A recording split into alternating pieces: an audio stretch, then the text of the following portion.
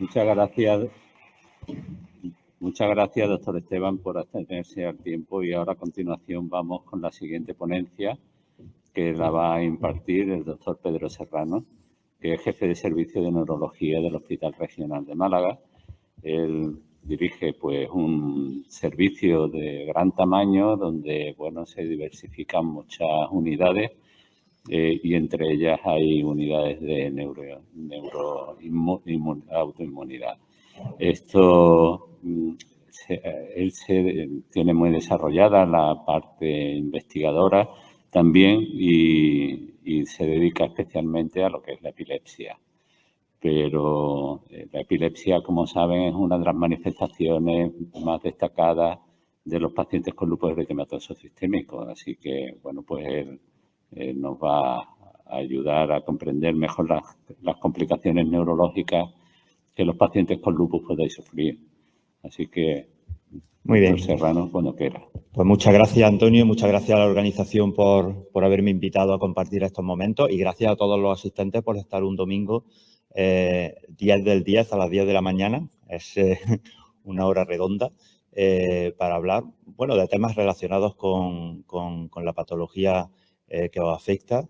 Y vamos a ver si podemos dedicar un ratito también a ver cómo esta patología sistémica puede afectar a un órgano tan importante, para los neurólogos desde luego lo es, pero creo que para todo el mundo, como es el cerebro. No solo el cerebro, porque también, como bien sabéis, se afecta al sistema nervioso periférico. Pero voy a centrarme especialmente en la afectación del sistema nervioso central, porque creo que es la que puede suscitar mayor interés, ¿no?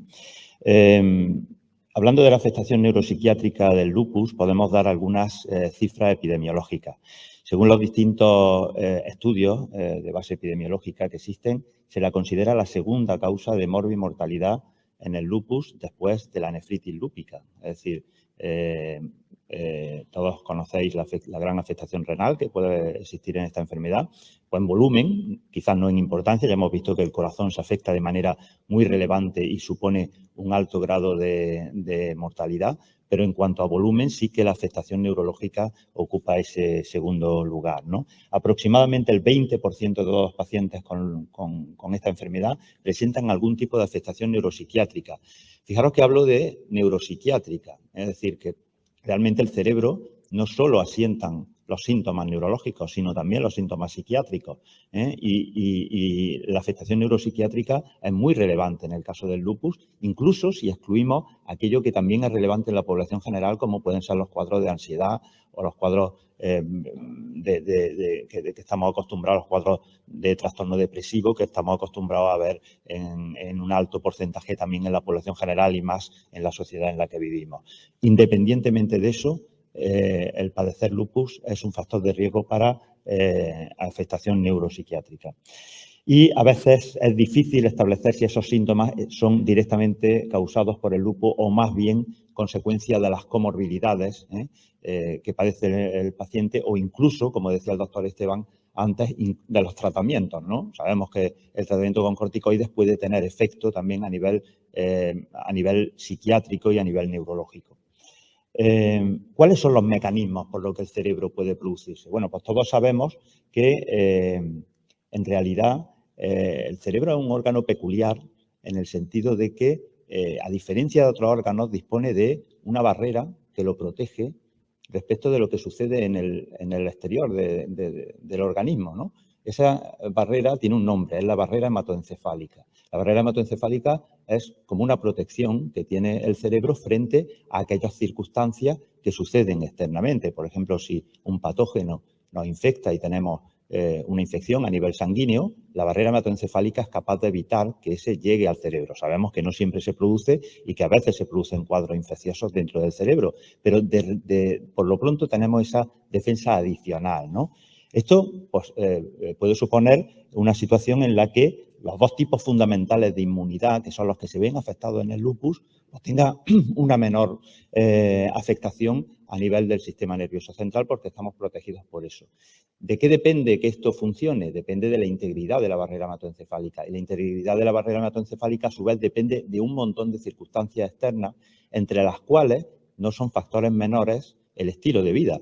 Y antes pues ya se ha explicado un poquito cómo algunos factores dietéticos, de hábitos, pueden condicionar nuestra vulnerabilidad a una enfermedad como el lupus. En el cerebro esto también es así. Por tanto, el llevar un estilo de vida sano, una dieta equilibrada, una dieta mediterránea, estamos en un país con una tradición dietética muy buena en este sentido, ayuda a mantener intacta esa barrera hematoencefálica y, por tanto, mantener nuestras defensas potentes respecto a todo lo que no podemos evitar que suceda fuera del cerebro, ¿no?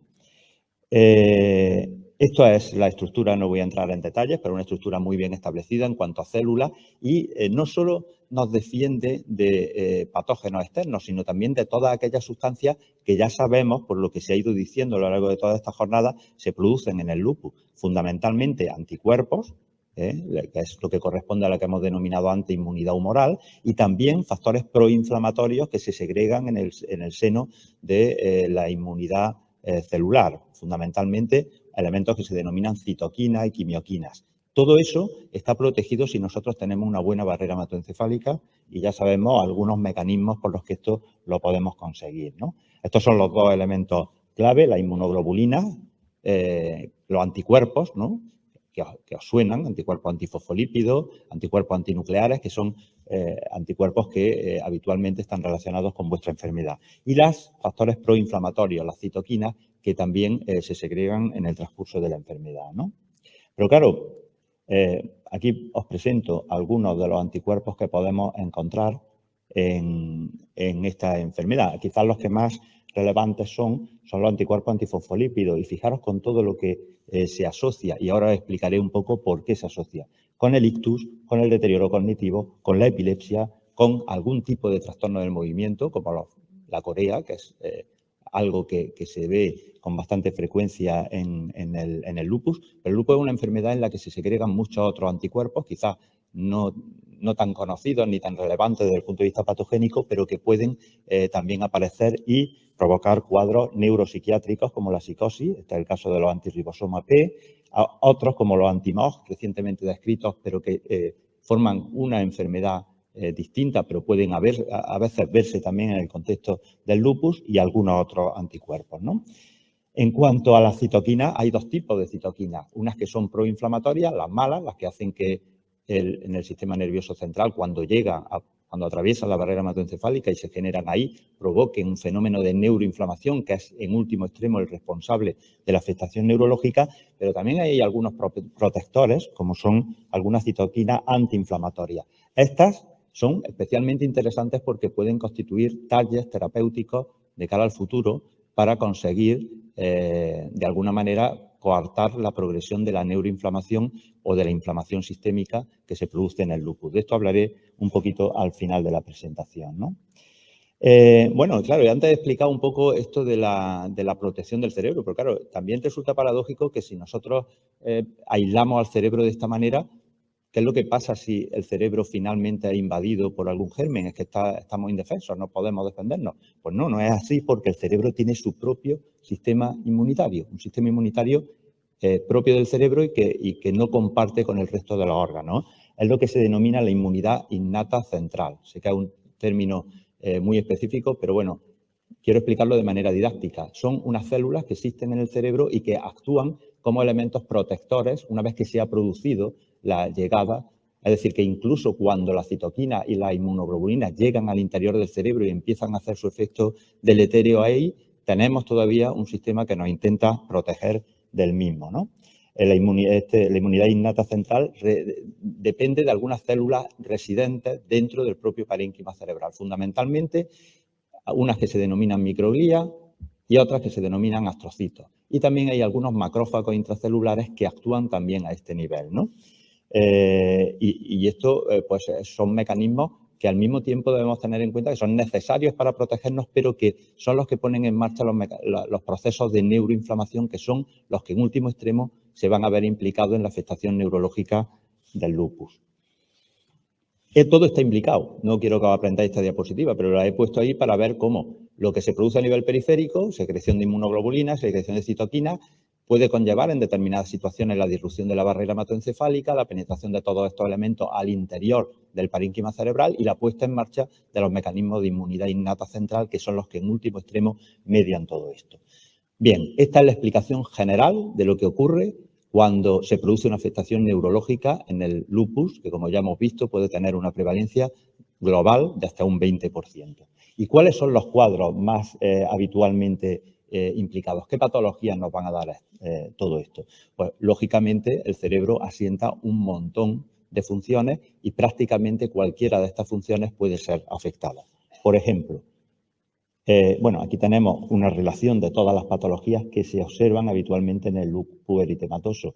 Meningitis aséptica, lógico, si se produce una inflamación a nivel de las meninges, pues se puede producir una meningitis. Enfermedad cerebrovascular, ya el doctor Esteban nos ha hablado de esto un poquito. Enfermedades desmielinizantes, dolor de cabeza, muy típico también, y ahora hablaré también de eso. Trastorno del movimiento, como he dicho antes, la corea, mielopatía, epilepsia, alteraciones del estado de conciencia, fenómenos neuropsiquiátricos, fundamentalmente trastornos afectivos, síndrome confusional, trastorno de conducta, incluso cuadros psicóticos en algún caso y, como he dicho antes, afectación del sistema nervioso periférico en la que no voy a entrar.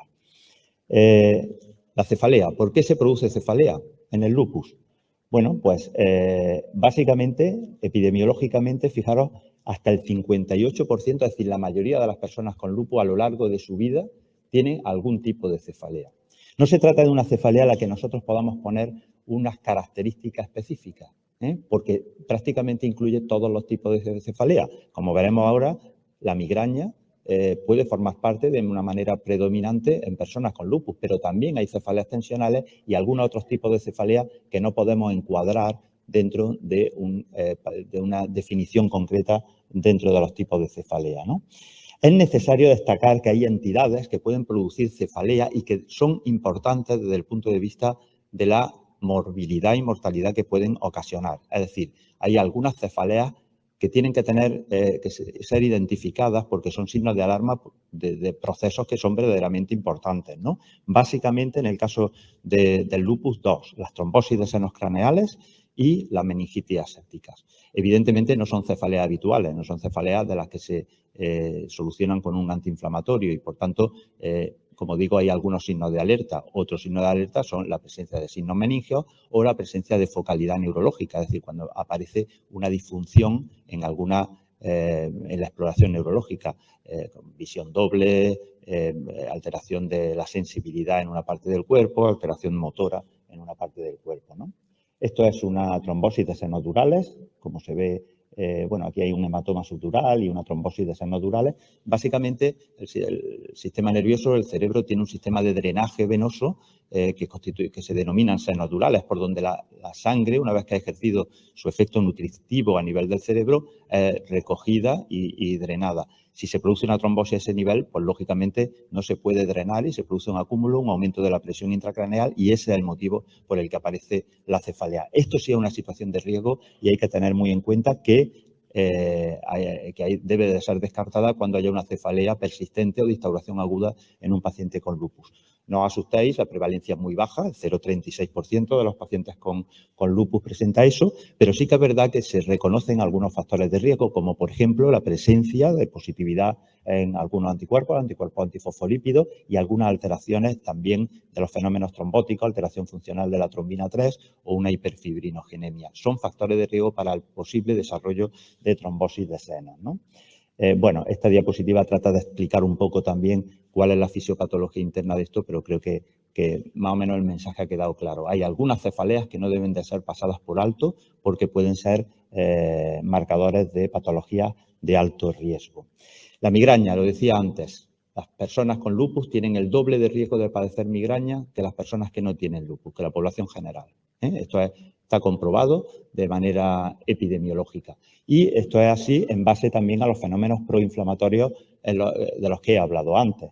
La edad de debut en la que se produce la migraña en el lupus es superior a la de las personas que no tienen lupus, de la población general. Es decir, una migraña que empieza un poquito posteriormente y probablemente también sea una migraña que sea más difícil de tratar.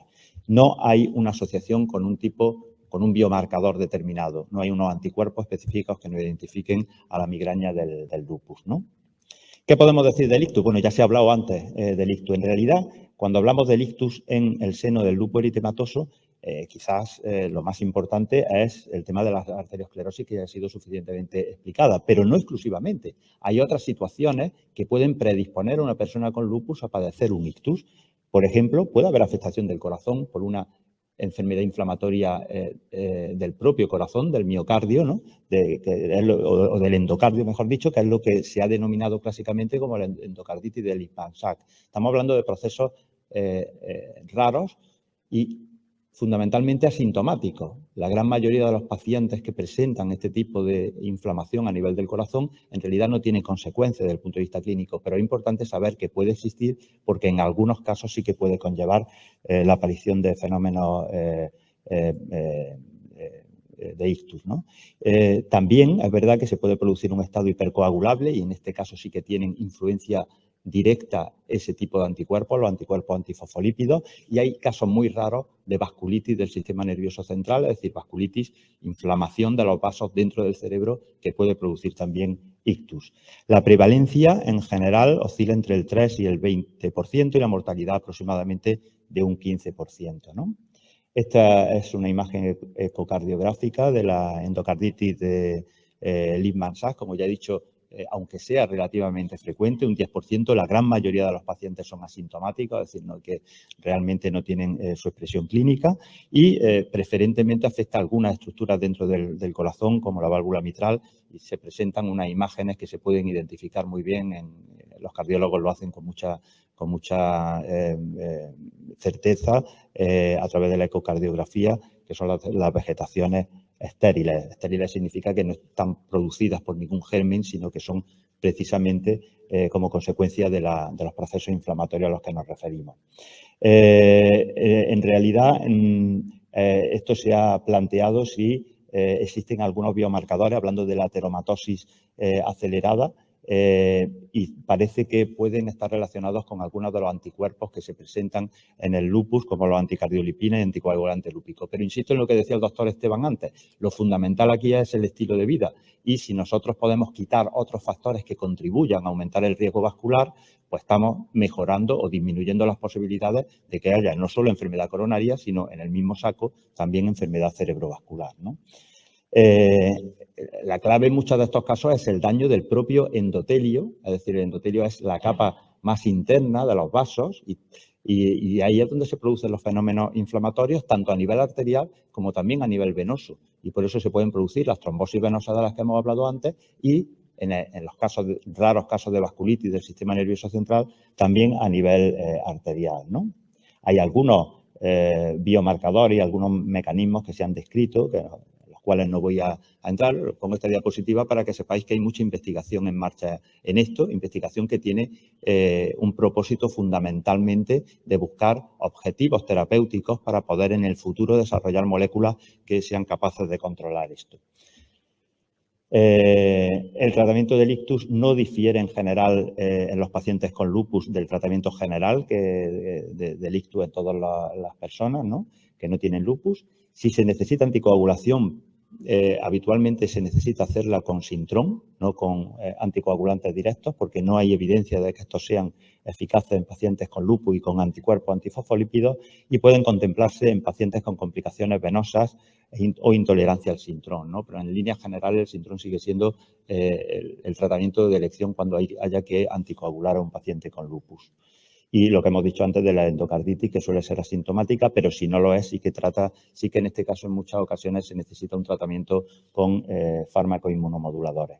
Recordar que en el sistema sanitario español existen muy buenos equipos de profesionales dedicados al tratamiento y a la prevención del ictus, tanto en la sanidad pública como en la privada. Aquí hay fotos de las dos unidades de ictus de la provincia de Málaga, una muy recientemente inaugurada en el Hospital Clínico, ¿no? ¿Qué podemos decir de la epilepsia? Bueno, pues que también en los pacientes con lupus existe una prevalencia alta de epilepsia. Se dice que hasta el 15% de los pacientes con lupus en algún momento de su vida tienen alguna crisis epiléptica. Es típico, más típico de pacientes jóvenes, menos en pacientes en edad adulta. Y el tipo de crisis más frecuentes son las que más conocidas, ¿no? Las crisis tónico-clónicas generalizadas, que obedecen a un estado de hiperexcitabilidad a nivel de la corteza cerebral, motivada nuevamente por todos los fenómenos inflamatorios a los que nos estamos refiriendo. Parece que hay una correlación con anticuerpos anticardiolipina también y con algunos otros tipos de anticuerpos como los antirribosoma P en estos pacientes, ¿no? Estos anticuerpos per se son capaces, como he dicho antes, de provocar un aumento de la excitabilidad neuronal y esto es algo que se sabe a través de experimentación animal, ¿no? En modelos de ratones se sabe que con este tipo de anticuerpos la excitabilidad de la neurona aumenta y, por tanto, sabéis que la epilepsia son consecuencia de una descarga descontrolada de un grupo de neuronas y esto es algo que se sabe que determinados anticuerpos, es decir, sí que hay una relación directa con determinados anticuerpos, algunos de los cuales se pueden producir en el lupus. Y no solo anticuerpos, sino también citoquinas. Hay experimentación en la que vemos que determinados factores proinflamatorios, como los que hemos dicho antes, y que aparecen en el seno del lupus, pues están relacionados con la aparición de crisis epilépticas, ¿no? Afortunadamente, el desarrollo de la farmacoterapia antiepiléptica ha sido muy llamativo en los últimos tiempos y disponemos de más de 20 moléculas que nos ayudan a controlar a los pacientes y estas moléculas se han desarrollado muy recientemente, ¿no? Y también, vuelvo a decir que tanto en la sanidad privada como en la pública, en Andalucía y en toda España, existen equipos muy preparados dispuestos a dar la mejor atención al paciente con epilepsia en nuestro medio, ¿no? Esta es la unidad de epilepsia de mi hospital, de la que estoy muy orgulloso y que está trabajando muy bien, ¿no? Y la afectación cognitiva, ya voy a terminar con esto, pues también, pues lógicamente, si se produce toda esa cascada y las funciones cognitivas radican en nuestro cerebro, pues evidentemente es lógico esperar que se produzca. Y entonces lo que podemos, ¿esto sabéis lo que es? Esto es el tarot. En Málaga se habla del tarot, es una niebla que invade de manera periódica, ¿no?, nuestras playas, nuestras costas y que impide ver, ¿no? Bueno, pues la mayoría de los enfermos se refieren a esa situación de embotamiento mental hablando de, es un término acuñado por los propios pacientes, ¿no?, de la niebla cerebral. Esto me parece un término bastante afortunado porque describe qué es lo que pasa cuando hay una tormenta de citoquina. En realidad, fijaros, la palabra tormenta de citoquina se ha popularizado a raíz de la infección por el SARS-CoV-2, ¿no?, por el COVID. Lo que se produce en el COVID, después de las infecciones severas por el COVID, es exactamente igual desde el punto de vista patogénico y también desde el punto de vista semiológico con lo que se produce en un brote de un lupus. Es exactamente igual y los síntomas que describen los pacientes son los mismos, una niebla mental, ¿no? La prevalencia es muy alta a lo largo de la vida de un paciente con lupus. Suele tener este tipo de afectación en un alto porcentaje de los pacientes, pero también es verdad que la afectación severa es en pocos pacientes, ¿no?, entre un 3 y un 5%. Y tiene un perfil, desde el punto de vista semiológico, muy claro. Afectación de atención, a los pacientes les cuesta concentrarse. Afectación de funciones ejecutivas. Las funciones ejecutivas son aquellas en las que nos basamos para planificar nuestra vida. Si tenemos que planificar qué es lo que vamos a hacer dentro de una semana, dentro de un mes, eso depende de las funciones ejecutivas que radican fundamentalmente en los lóbulos frontales y es una afectación que se ve en la niebla mental tanto del lupus como del COVID, ¿no? Y afectación preferente de la memoria episódica, que es también muy importante para la vida cotidiana porque de ella depende, pues, un montón de funciones que nosotros hacemos. Y habitualmente siempre hay simultáneamente una afectación neuropsiquiátrica en forma de ansiedad o en forma de cuadros depresivos. Eso va en el mismo paquete, digamos, de afectación de la niebla mental, ¿no? La explicación, pues lo que hablaba antes, los fenómenos neuroinflamatorios, que ya he explicado cómo se ponen en marcha, ¿no?